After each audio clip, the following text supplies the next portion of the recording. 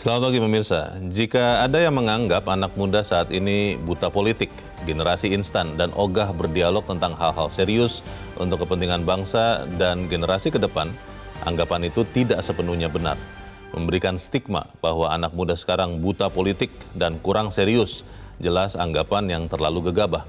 Lantas bagaimana menumbuhkan kesadaran dan sikap kritis anak muda di tahun politik?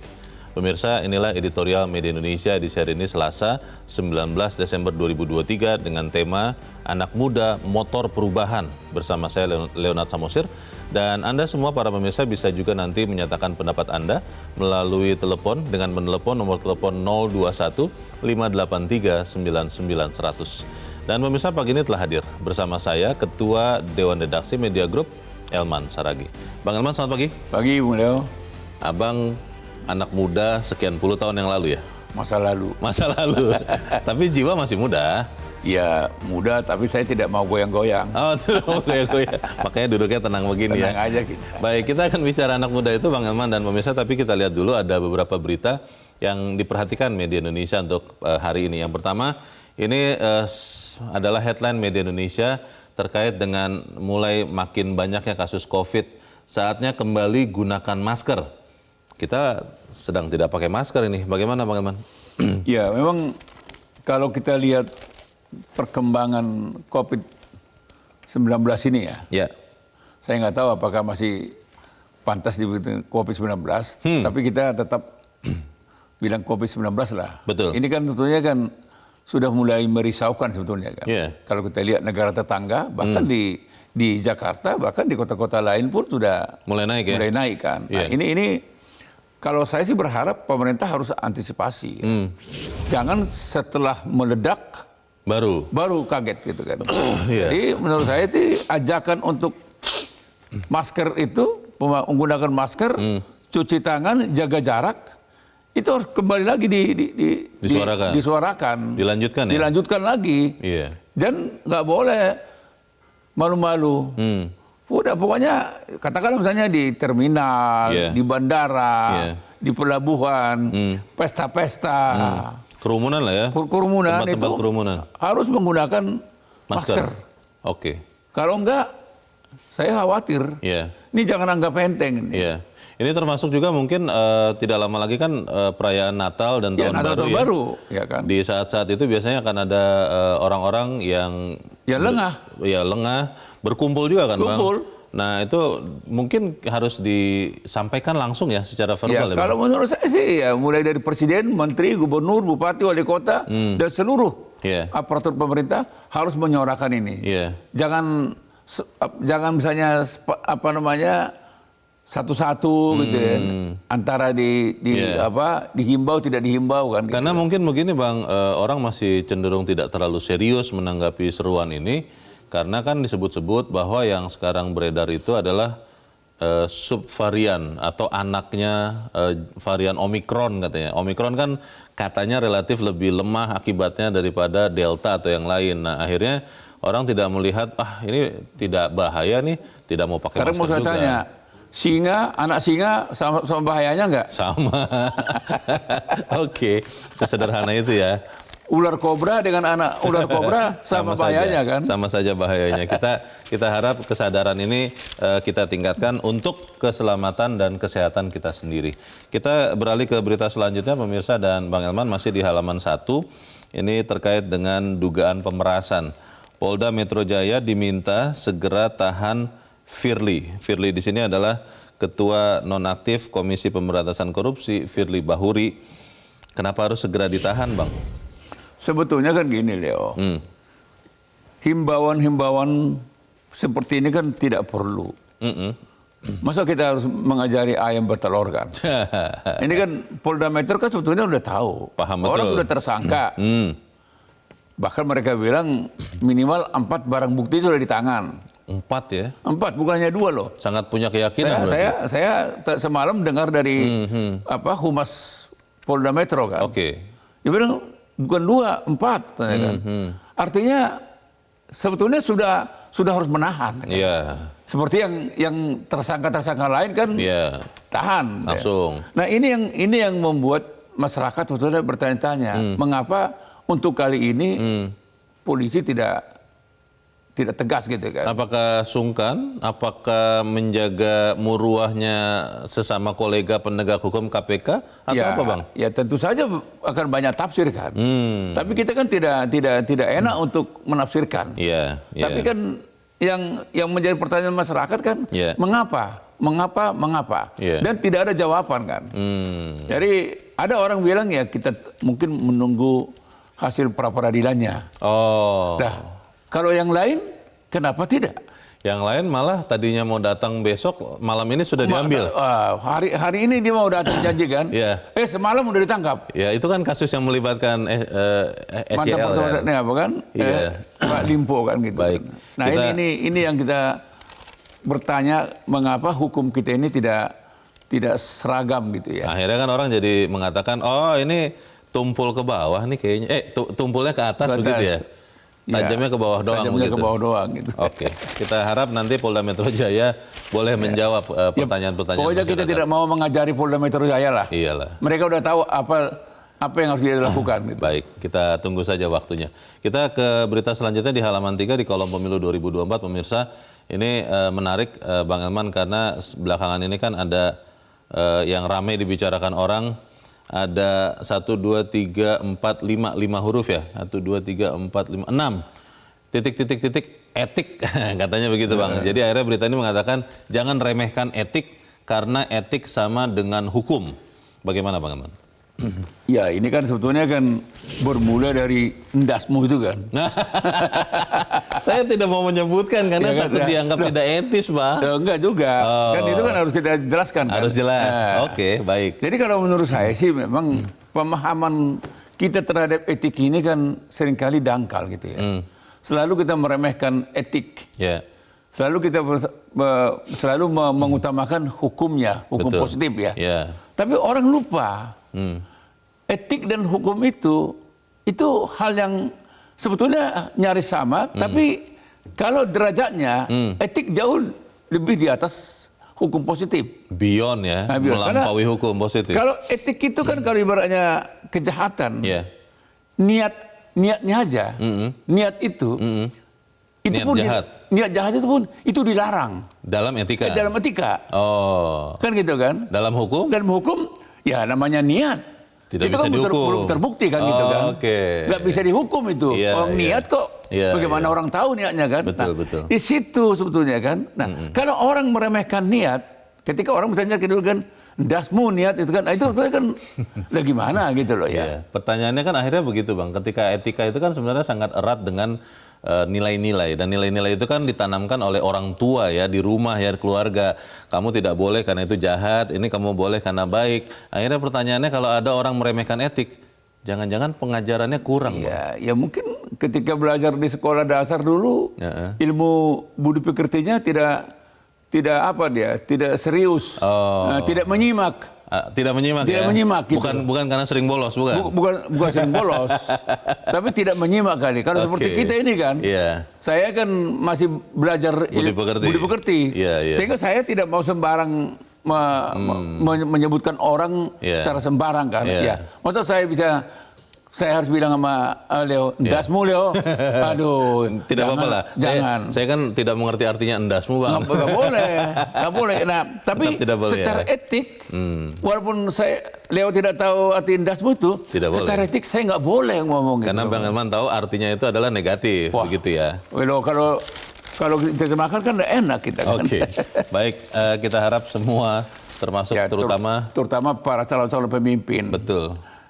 hargai dan utamakanlah etik. Ya, baik. Tanpa etik, saya nggak bisa bayangkan bagaimana Republik ini mau dibawa gitu. Iya, kita harap itu terjadi. Kita langsung ke editorial pemirsa. Ini pertanyaannya kan karena tadi Bang ada orang-orang yang sudah berusia lebih tua, tidak terlalu menghiraukan soal etika. Akhirnya editorial mengatakan bahwa anak muda motor perubahan. Pertanyaannya Bang Elman, apakah benar seperti itu? Atau jangan-jangan karena anak muda merasa orang-orang yang lebih tua, orang tuanya, kakek neneknya, segala rupa, itu tidak mau memberikan ruang bagi mereka, ya sudahlah apatis lah, masa bodoh lah. Kalau mau pemilu, pemilu lah sana. Kalau ada presiden siapapun itu, nggak ngaruh kok ke saya. Bagaimana Bang Elman? Enggak juga. Itu sebetulnya anggapan yang menyepelekan masalah. Oke. Dan anggapan yang menyepelekan anak muda, generasi muda. Anak muda itu sangat kritis loh, dan sangat serius. Yeah. Jadi kalau ada anggapan generasi generasi muda itu, generasi milenial, Gen Z, generasi Z itu itu tidak menghiraukan politik, itu enggak. Mereka justru tidak bisa kita katakan mereka apolitik. Dan mereka juga bukan juga kita bisa anggap mereka generasi misalnya instan yang selalu ingin jalan pintas. Yang hanya suka sensasi, suka gimmick. Itu juga enggak. Oke. Mungkin ada, tapi itu hanya sekedar selingan aja. Tapi pada hakikatnya mereka juga karena mereka tahu posisinya, mereka lah penentu masa depan. Oke. Itu soalnya kalau kita melihat misalnya daya kritis mahasiswa itu ya, kita lihat misalnya di UGM misalnya kan. Coba contoh misalnya kan. Daya kritis mereka sangat kritis terhadap kegelisahan yang mereka rasakan, yang rakyat rasakan. Bahkan mereka juga tidak sungkan-sungkan secara terbuka mengkritik alumnusnya. Bahkan mereka berani menyebutkan salah seorang alumnusnya yang memalukan. Menurut versi mereka. Kan menurut versi anak muda ini kan. Jadi kalau ada yang mengatakan anak muda itu cukup disulap dengan joget-joget, dengan dansa-dansa, dengan meme-meme, dengan kartun-kartun, karikatur. Aduh, itu nanti dia akan menuai badai itu nanti. Dia akan kecewa karena ternyata mahasiswa tidak seperti yang dia bayangkan, kalau joget-joget langsung senang. Oke.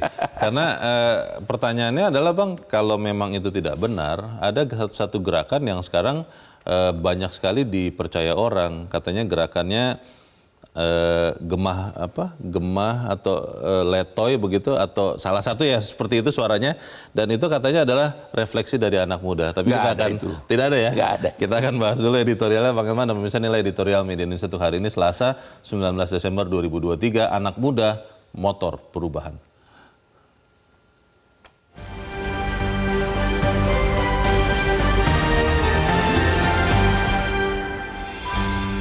Anak muda motor perubahan.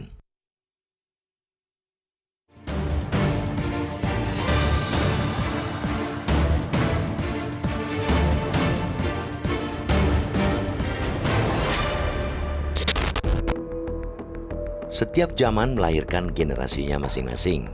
Itu seolah sudah menjadi hukum dan takdir sejarah. Generasi itu ialah anak-anak muda. Mereka yang menggerakkan perubahan, mereka yang mewarnai peradaban. Perjalanan bangsa ini pun tidak lepas dari peran para pemuda. Dari mulai era pergerakan di tahun 1920-an, era revolusi 1965, zaman Orde Lama, Orde Baru, era reformasi, hingga era kekinian yang juga disebut zaman digital. Jika ada yang menganggap anak muda saat ini buta politik, generasi instan alias suka jalan pintas, tidak mau kerja keras dan ogah berdialog tentang hal-hal serius untuk kepentingan bangsa dan generasi ke depan, anggapan itu tidak sepenuhnya benar. Bukankah gerakan reformasi di korupsi yang viral sekitar 4 tahun lalu justru digerakkan oleh anak-anak muda? Begitu juga ketika ada upaya-upaya pelemahan terhadap Komite Anti Rasuah alias KPK beberapa tahun lalu, para pemuda itulah yang justru paling lantang bersuara. Tidak bisa dimungkiri, ada sebagian anak muda yang apolitis, tapi itu ada di hampir setiap zaman. Memberikan stigma bahwa anak muda sekarang secara keseluruhan buta politik dan kurang serius, jelas anggapan yang terlalu gegabah. Tengoklah betapa beberapa di antara anak muda itu justru amat kritis terhadap situasi negeri ini. Misalnya, ada mahasiswa UGM yang sangat kritis menyuarakan kegelisahan mereka, bahkan mengkritik alumninya. Begitupun beberapa anggota badan eksekutif mahasiswa di sejumlah universitas yang sering mengkritik kekarut-marutan kondisi yang mereka rasakan. Rian Fahardi, seorang influencer yang kerap dijuluki Presiden Gen Z, misalnya, bahkan yakin dan percaya ada bagian atau lapisan generasinya yang kelak akan mengubah Indonesia ke arah yang lebih baik. Jika kita mau membuka mata dan telinga lebar-lebar, optimisme yang disampaikan Rian tidaklah berlebihan. Kini banyak anak muda di negeri ini yang memiliki kesadaran politik yang tinggi, baik yang bergiat di isu seputar anti korupsi, pengerusakan lingkungan, persoalan pluralisme, dan isu-isu penting nan genting lainnya. Kesadaran dan sikap kritis inilah yang harus didorong dan terus disemaikan ke banyak anak muda lainnya, bukan malah mematikan mereka dengan memberi stigma buruk, apalagi dengan cara membungkam sikap kritis itu. Sebaliknya, para pemuda juga harus menemukan martabat, fungsi, serta perannya berbagai agen perubahan, bukan mengerdilkan diri dengan gimik-gimik yang tidak perlu. Berbagai persoalan, baik di dalam maupun luar negeri, akan semakin kompleks ke depan. Untuk menjawab semua ini, dibutuhkan sumbangsih pemikiran dan peran dari seluruh elemen bangsa, terutama anak muda sebagai pewaris masa depan. Selain menggunakan hak pilih dalam pemilu untuk menentukan pemimpin berkualitas, kesadaran kritis ini dapat diterapkan sesuai bidang dan kemampuan masing-masing. Intinya, anak muda jangan diam dan harus menjadi motor penggerak perubahan.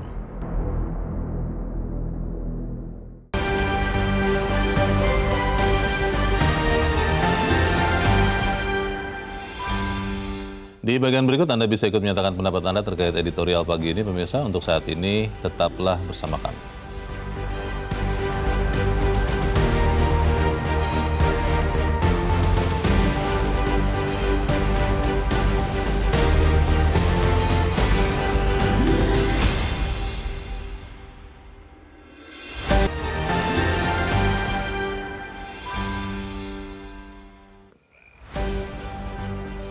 Terima kasih pemirsa, Anda masih bersama kami di Editorial Media Indonesia. Dan sebelum kita lanjutkan diskusi kita, Bang Elman, kita mau coba bertanya juga. Saat ini kita sudah tersambung lewat saluran telepon dengan Public Affairs Lead dari Think Policy, Tri Lutfi Nugroho. Mas Lutfi, selamat pagi. Selamat pagi, Mas Leonard. Ya, Mas Lutfi, saya tahu Anda usianya masih di bawah 30 ya. Saya sudah di atas 30, ya. Mas Lutfi. Tapi pertanyaannya adalah begini. Karena Anda adalah anak muda, kita ingin tahu apakah memang teman-teman Anda, sohib-sohib Anda, itu sebenarnya kebanyakan memang tidak peduli dengan politik, atau memang sebenarnya peduli tapi karena mungkin tidak ada wadah untuk bicara, akhirnya kebanyakan mungkin diam. Bagaimana Mas Lutfi? Ya, terima kasih Mas. Jadi sebenarnya kalau ditanya apakah generasi muda atau orang muda itu apolitik atau enggak, saya bisa bilang sebenarnya enggak juga gitu ya. Karena kalau berdasarkan beberapa survei, mereka tuh mengalami keresahan juga Mas sebenarnya terkait politik ini.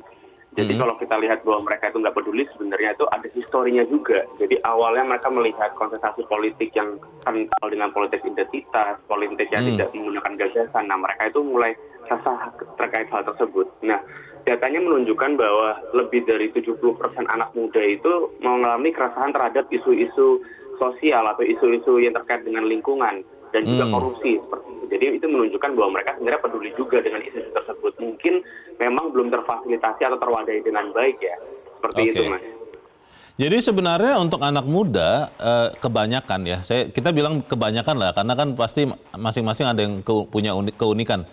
Itu memang sebenarnya kebanyakan itu tidak hanya melihat sensasi, melihat gerak-gerik, melihat yang lucu-lucu, gumus-gumus gitu, atau memang dan mereka peduli dengan nasib bangsa ini, atau memang kebanyakan sudahlah itu urusan orang-orang tua saja. Yang mana Mas Lutfi? Ya, jadi sebenarnya kalau kita ngomongin spektrum anak muda itu luas sekali ya Mas ya. Jadi kalau kita lihat kan ada anak muda yang mungkin tinggal di perkotaan, anak muda tinggal di pedesaan, dan lain-lain seperti itu. Cuman kalau kita melihat data pemilih terakhir 2019 kemarin, memang orang-orang yang aware terkait hal-hal sifatnya pemilu atau politik itu memang kebanyakan mayoritas masih anak-anak muda yang tinggal di perkotaan dengan background pendidikan itu lulusan S1 hingga S3 seperti itu. Jadi spektrum yang memang peduli dengan politik. Tapi bagaimana dengan sisa yang lain? Nah itu belum ter-engage dengan baik. Nah makanya kalau kami kebetulan di Think Policy itu ada bijak pemilih Mas. Jadi tujuan kami adalah bagaimana mendorong orang itu untuk mengenali isu apa yang menjadi concernnya mereka terlebih dahulu. Karena kalau kita mau ngomongin politik, tapi kita nggak tahu nih kayak keresahan apa atau isu apa yang ingin kita perjuangkan, itu nggak akan jadi politik juga kan Mas. Kita nggak akan mengikuti isunya.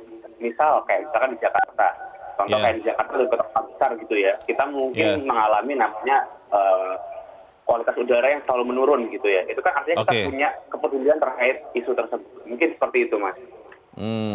Isu soal kemarin ya, polusi itu menarik sekali untuk anak muda ya.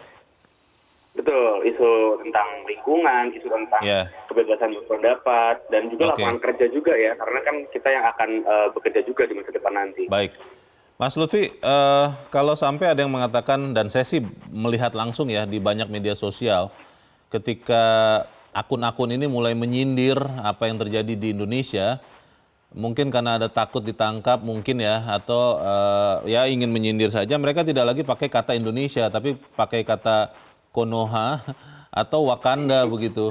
Itu sebetulnya cara anak muda untuk tetap menyuarakan kegelisahan mereka, tapi dengan ketakutan, atau seperti apa kalau Anda lihat? Kalau saya lihat itu sebenarnya cara anak muda yang jadi kreatif aja ya. Mereka mencoba menyuarakan gitu tanpa menyebut itu Indonesia. Mungkin seperti itu. Mungkin ya banyak pertimbangannya juga ya Mas. Ketika sekarang kan kalau kita apply kerja lah misalkan.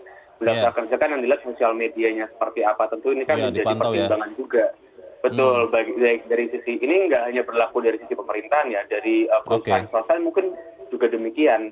Ketika kita misalkan terlalu terkesan menjelek-jelekan satu itu kan itu berpengaruh juga terhadap background check-nya mereka. Berarti memang berpikir masa depan juga ya, supaya aman juga ya untuk anak muda ini ya. Oke, Mas Lutfi terakhir ya, untuk 14 Februari 2024, kira-kira anak muda ini kebanyakan dengan apa yang terjadi sekarang di Indonesia, itu akan datang ke bilik suara dan mencoblos, entah siapa yang dicoblos, atau kalau Anda lihat kebanyakan akhirnya menjadi apatis dan saya golput sajalah, sama saja nih yang mau dipilih. Anda lihat seperti apa Mas Lutfi? Kalau saya melihat ya Mas, dilihat dari tren aja, datanya aja, itu kan kalau kita lihat partisipasi pemilih muda dari pemilu 2014 hingga 2019 itu mengalami kenaikan trennya. Dari 2014 itu kalau nggak salah angkanya berkisar di angka 60%-an lah.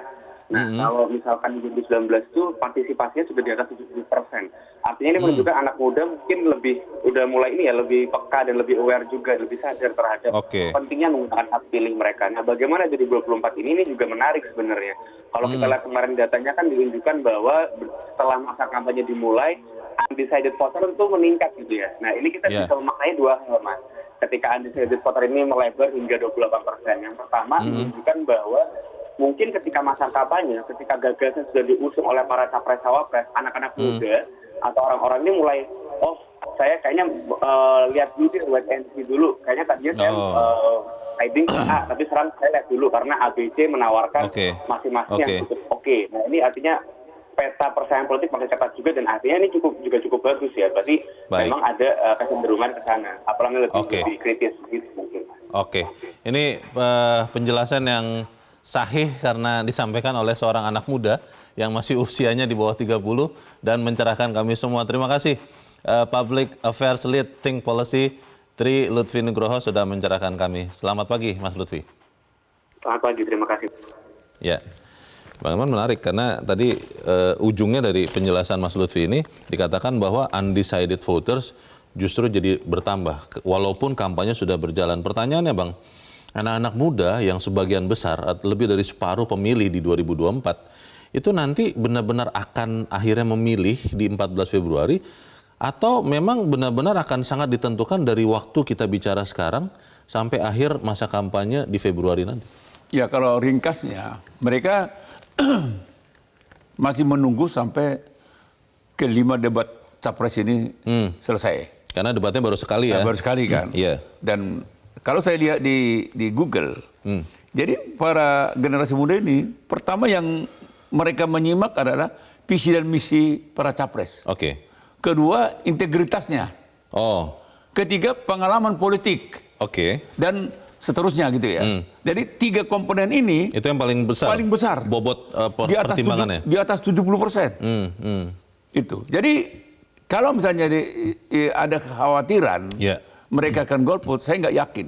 Karena mereka tahu posisinya penentu masa depan bangsa. Dan itu masa depan mereka juga yang ditentukan. Ya, masa depan bangsa, masa depan dia. Karena dia bagian dari bangsa. Dan kalau saya lihat daya kritis mereka, misalnya katakanlah misalnya ketika reformasi 98 kan, itu kan mereka juga terdepan. Iya.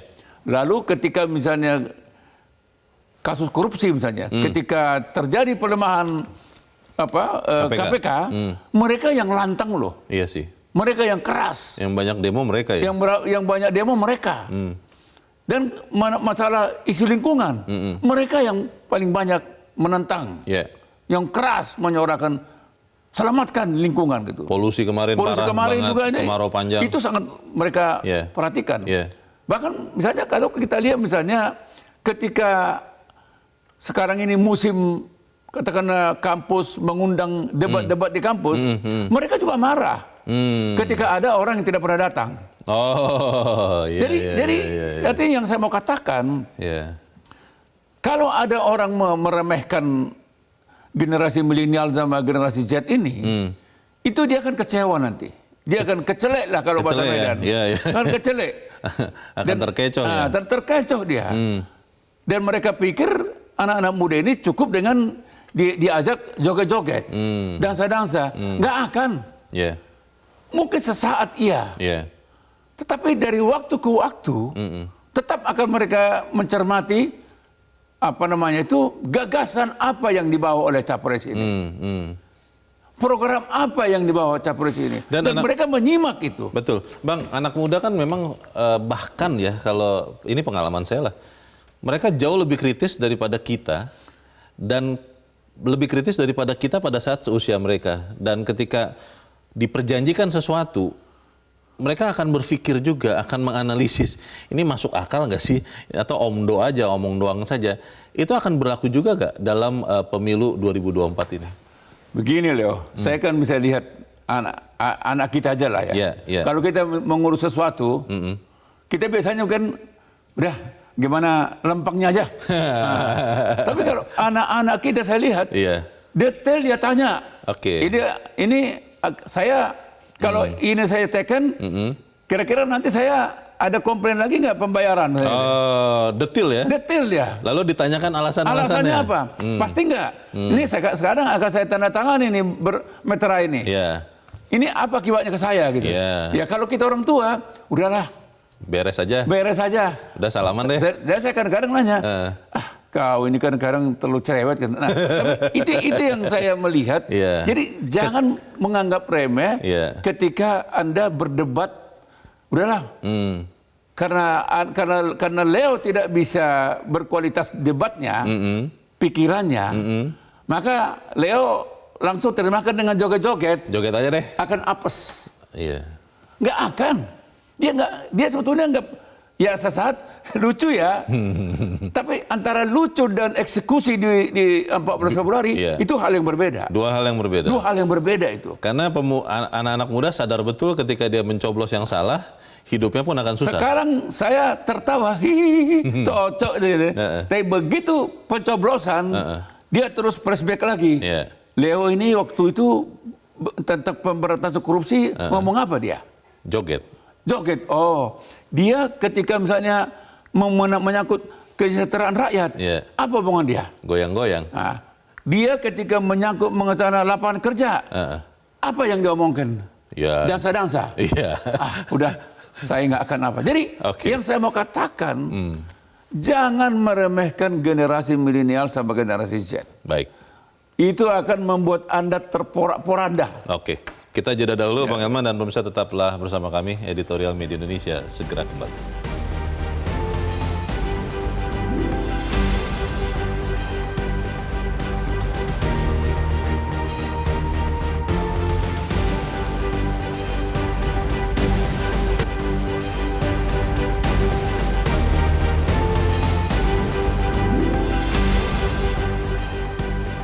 Media Indonesia mengajak Anda untuk mengakses fitur premium e-paper.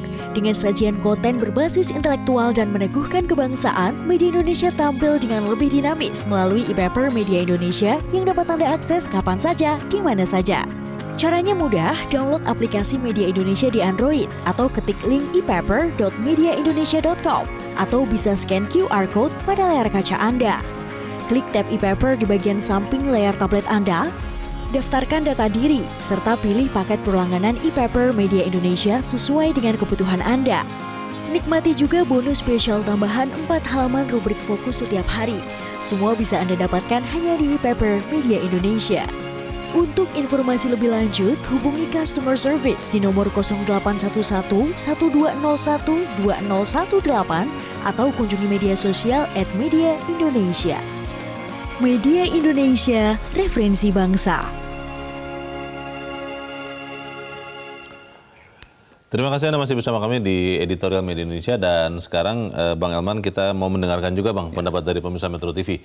Kita saat ini sudah terhubung dengan pemirsa Metro TV di Malang, Jawa Timur, ada Pak Faisal. Pak Faisal, selamat pagi. Selamat pagi Bung Leo, selamat pagi Bang Elman. Selamat pagi Pak Faisal. Silakan Pak, pendapat Anda Pak. Anak muda dengan segala karakteristiknya Mas Jo. Ya. Tantangan itu kita masih memiliki optimisme kok bahwa masa depan mereka masih cerah. Ya. Tapi kita membutuhkan 3 hal yang ingin saya sampaikan Bang Leo. Yang pertama, anak muda ini perlu kita dorong agar ada rasa percaya diri, Percaya diri. Oke. Ya, bahwa ada segudang potensi yang mereka miliki. Ya. Tapi juga perlu apresiasi dari yang tua, terutama legowo lah yang tua itu Bang Leo. Ya, jangan 4L, lu lagi. Kapan pemudanya bisa berkembang? Jadi yang tua Yang harus kedua, kasih kepastian kesempatan ya. Oh iya, jelas dong. Harus sadar, cepat-cepat sadar bahwa ini Yang kedua era apa? pemuda sekarang ini. Yang kedua, kepastian masa depan Bung Leo, politik, ekonomi dan lain-lain. Iya. Agar pemuda ini bisa buat perencanaan. Kalau dia ingin jadi wirausahawan, politisi, ASN, syarat ABC ini yang harus disiapkan. Dan ini kewajiban negara, Bang Leo. Ya. Dan yang terakhir, ini yang terpenting. Pemuda kita ini membutuhkan keteladanan pemimpin. Keteladanan. Kita sedang mengalami krisis keteladanan, Bung Leo. Oke. Baik perilaku maupun tutur kata. Baik. Sehingga terakhir, ini himbauan saya, wahai pemuda Indonesia, datang ke TPS, pilihlah capres. Masih ada kok capres yang menjadi teladan, baik tutur kata maupun perilakunya. Terima kasih Metro. Terima kasih Pak Faisal di Malang, Jawa Timur untuk pendapat Anda. Selamat pagi Pak. Di belakang Pak Faisal ada Ibu Kapri di Sukoharjo, Jawa Tengah. Ibu Kapri, selamat pagi. Ibu Kapti, bukan Ibu Kapri. Oh, minta maaf Bu, Ibu Kapti ya, mohon maaf ya Bu. Kalau Silakan Bu Kapri Bu Kapti. nanti buat masak Indomie. Kacang ya Bu. Ya, selamat pagi silakan, Bu Beliau sama Pak Irman Saragi. Selamat pagi, silakan. Sudah lama ini Insya Allah mau bertatap muka dengan Metro TV. Demikian Pak, tema tadi memang baik sekali.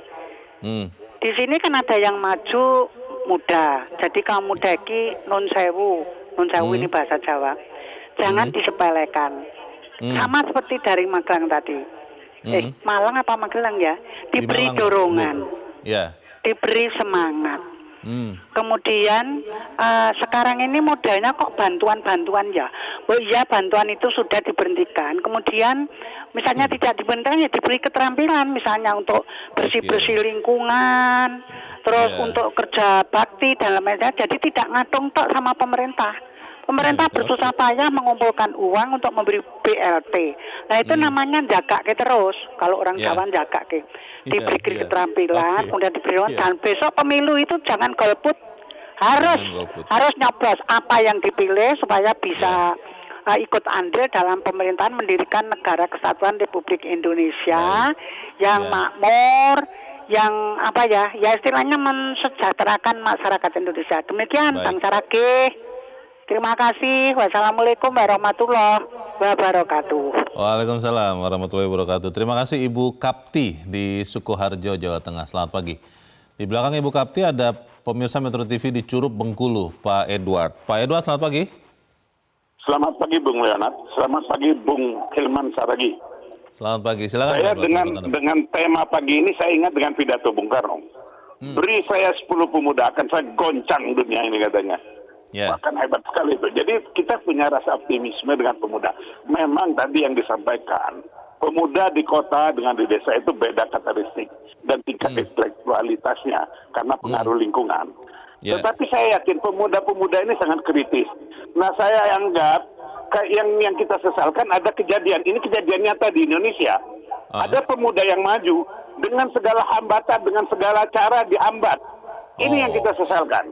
Nah, contohnya keputusan MK itu benar itu sebenarnya bahwa nggak perlu umur 40 tahun lah. Ada pemuda umur 30 tahun mampu memimpin bangsa Indonesia ini. Silakan. Apakah rakyat akan memilih? Nanti tergantung rakyat penilaian. Baik, tergantung rakyat ya. Pak Edward, pertanyaannya Pak, kalau Anda melihat anak muda ini memang benar-benar hanya melihat sensasi, tampilan, gimmick, atau memang benar-benar menghargai substansi, isi, gagasan yang juga berguna untuk dirinya. Menurut Anda yang mana Pak Edward? Saya ada beberapa kali ngobrol-ngobrol di kampung saya, ada dengan mahasiswa, ada dengan masyarakat biasa ya, yang pekerja-pekerja pemuda. Kalau yang ada sebagian yang mengerti politik, mereka melihat tapi sayang pandangannya cuma sensasional. Mana yang menggelgar-gelgar itu yang mereka ambil. Kalau yang biasa-biasa itu memang agak apatis. Apa dia bilang? Saya lebih baik bekerja daripada ikut milih, kecuali ada doa restu katanya, doa orang amplop 200.000 baru saya datang. Memang tadi berbeda karakteristik. Nah kita harapkan masih banyak tapi pemuda-pemuda yang idealis, yang punya integritas, yang punya kompetensi, yang punya kemampuan. Kita harapkan pemuda-pemuda yang akan nanti jadi negarawan di Indonesia. Baik. Terima kasih. Terima kasih Pak Edward di Curup, Bengkulu untuk pendapat Anda. Selamat pagi Pak. Para pemirsa mengatakan bahwa Bang Elman ini penting anak muda diberi kesempatan, kemudian harus didorong oleh generasi yang lebih tua. Bagaimana Bang Elman? Ya sebetulnya bukan soal diberi kesempatan atau tidak diberi kesempatan ya.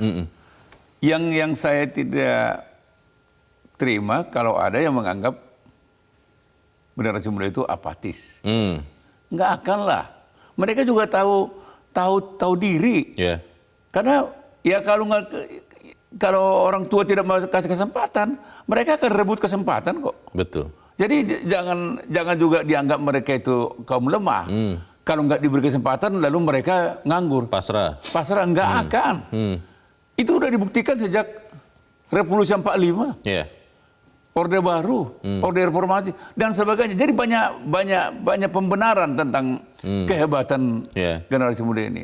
Memang yang penting sebenarnya kita yang tua ini, yang diperlukan dari kita ini keteladanan. Contoh ya? Contoh.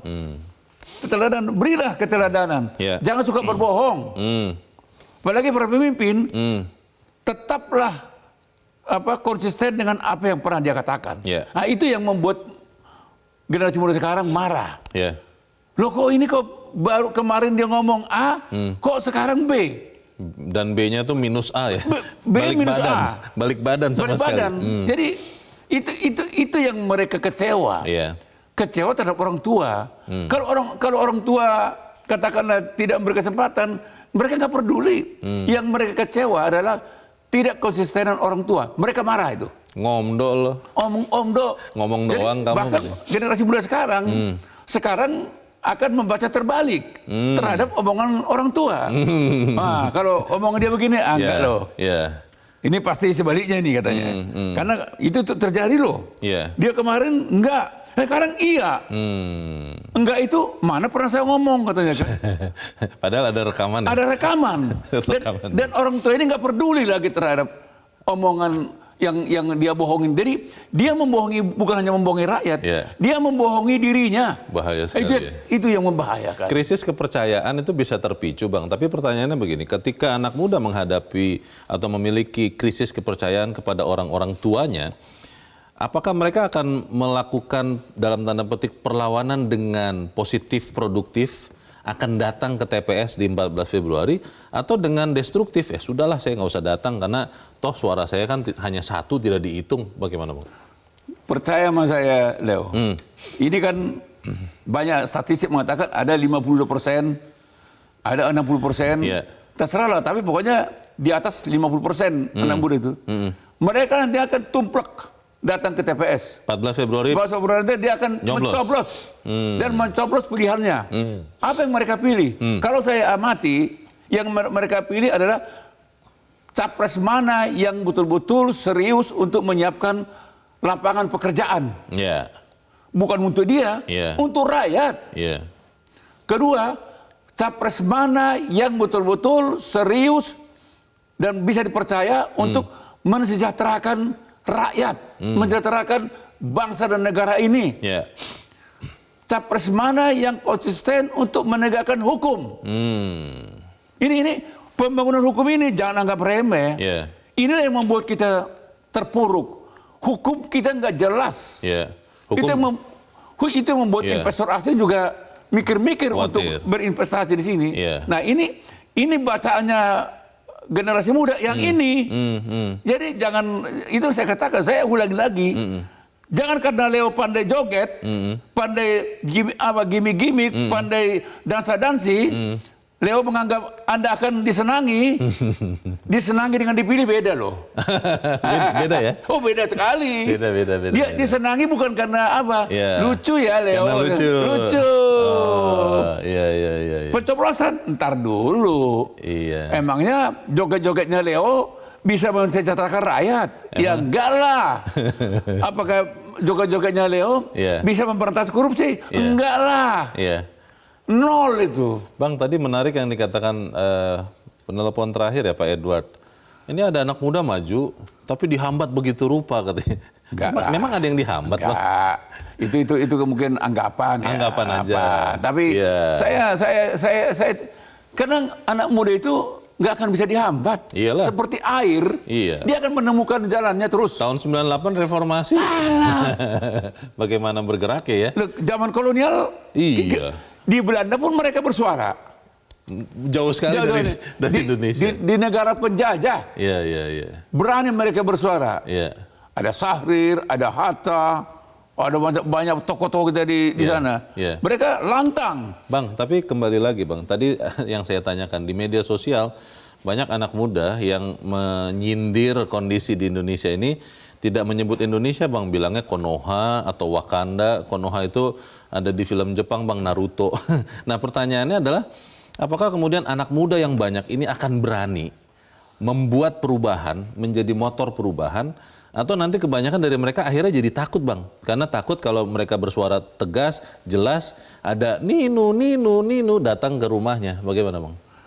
Mereka jangan anggap mereka akan takut. Itu Konoha, Wakanda itu gimmick mereka aja.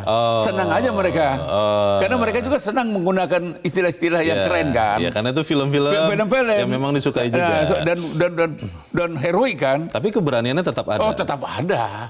Jadi jangan anggap enteng mereka ini. Jangan anggap enteng. Kau datang, kau bawa juga ke sana juga dengan pakai ngeong-ngeong.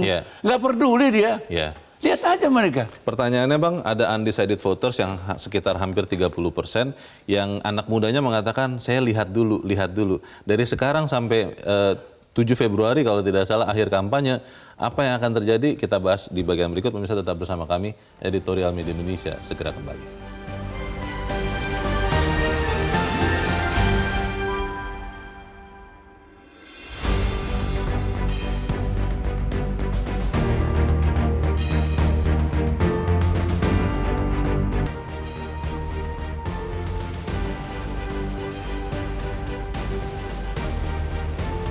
Terima kasih Anda masih bersama kami. Kita di bagian akhir diskusi kita pagi ini. Bang Elman, apa yang harus dilakukan oleh orang-orang yang ingin menjadi pemimpin bangsa ini untuk benar-benar mendapatkan suara anak muda? Apakah cukup dengan gimmick-gimmick atau memang harus ada ide yang masuk akal?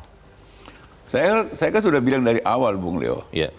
Kalau Leo hanya mengandalkan gimmick ke laut. Ke laut itu maksudnya terbuang ya? Terbuang lah, nggak akan. Saya hanya mau katakan, ya orang mengatakan itu lucu. Lucu tidak berarti dipilih. Ya. Nggak akan. Jadi kalau saya mengatakan masih ada kesempatan, ini baru 1 kali debat. Masih ada 4 kali debat. Kita minta seluruh capres serius saja. Serius mendebatkan apa? Mendebatkan hal-hal yang akan dihadapi oleh bangsa dan negara ini ke depan. Dan solusinya apa gitu. Yeah. Jadi kita, masyarakat tidak memerlukan pertengkaran di antara mereka. Betul. Buat apa pertengkaran? Yeah. Tapi mereka memang harus adu argumentasi. Adu gagasan. Yang masuk akal. Yang masuk akal. Yang logis. Yang logis. Kita tidak suka mereka bertengkar tentang masa lalu. Yeah. Masa lalu sudah lewat itu. Tapi bagaimana misalnya katakanlah, bagaimana untuk memberantas korupsi yang real, yang benar, tidak omong doang gitu kan. Bagaimana supaya seluruh uang negara ini tidak dimakan oleh tikus-tikus. Nah, itu kan. Terus bagaimana supaya orang kalau ke rumah sakit tidak sulit, gampang. Ada kamar. Tidak ngantri berjam-jam. Bahkan sampai bisa fatal, Bang. Gitu. Sampai tewas. Dan yang paling penting, bagaimana rakyat tidak tergantung lagi kepada BLT. Iya. Ini sebetulnya memalukan ini. Karena tangan di bawah terus ya, meminta-minta terus. Menganggap rakyat itu peminta-minta. Iya. Ada rakyat miskin, kaum apa. Nah, kita lihat perdebatan mereka. Ada nggak capres yang mau mengatakan, saya tidak akan mau meneruskan BLT. Dan itu harus dia buktikan. Ini caranya bagaimana? Ini yang jangan, kita nggak mau juga. Kita akan kasih makan seluruh rakyat. Waduh, itu nggak perlu dikasih. Katanya gratis. Siapkan lapangan pekerjaan. Lapangan pekerjaan yang udah disiapkan. Tidak makanan gratis.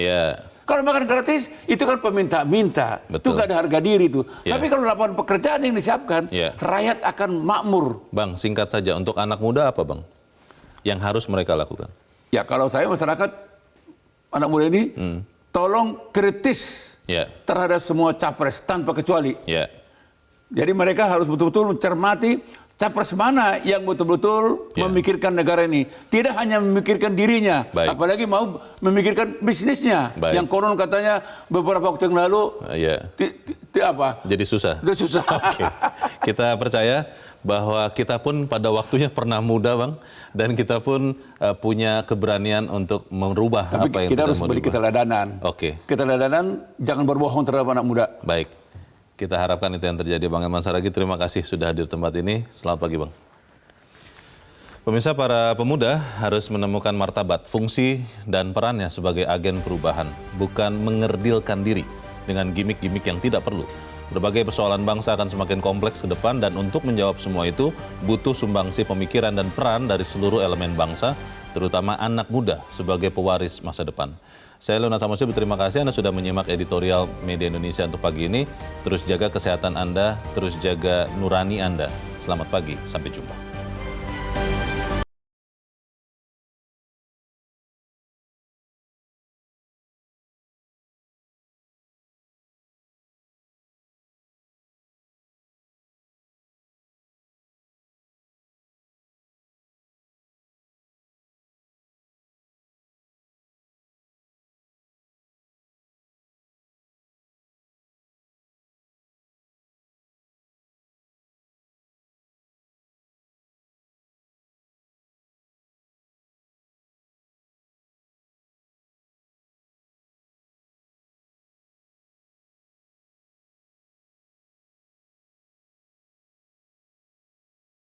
Jelajahi cara baru mendapatkan informasi. Download Metro TV Extend sekarang.